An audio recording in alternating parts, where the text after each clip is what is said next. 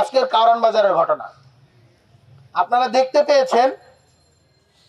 Mobile ব্যবসায়ীরা বিশেষ করে হলো গিয়ে যারা কিনা কারণ বাজার কেন্দ্রিক বা এই যেই শাহবাগ কেন্দ্রিক বৃহত্তর রমনাজন কেন্দ্রিক যারা হলো গিয়ে ফোনের ব্যবসা করে, এটাই বাংলাদেশের আসলে সব থেকে বড় জায়গা এই ব্যবসাটার বা এই কেন্দ্রিক।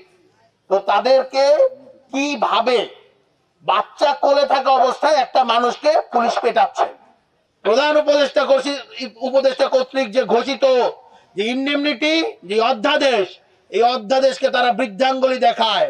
জুলাই আগস্টকে কেন্দ্র করে ছাত্র জনতাকে যে ইন্ডেমনিটি দেওয়া হয়েছে, যে দায় মুক্তি দেওয়া হয়েছে, এই জিনিসটা তারা মানে না।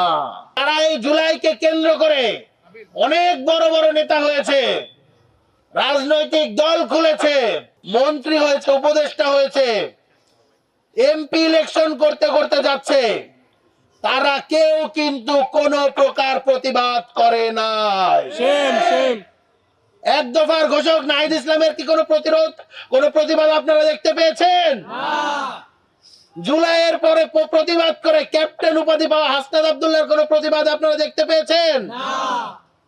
যে একদিন সামনে এগিয়ে 6 তারিখ থেকে 5 তারিখ মার্চফট ঢাকা এনে জুলাই বিপ্লবকে সত্যে বাস্তবায়ন করেছিল সেই আসিফ মাহমুদও কি আপনাদের সামনে কোন প্রকার প্রতিবাদ প্রতিরোধের ডাক দিয়েছে? কেউ কিন্তু দেয় নাই। সবাই কিসে ব্যস্ত? সবাই নির্বাচনে ব্যস্ত। আমরা বলি এটা নির্বাচনে ব্যস্ত না।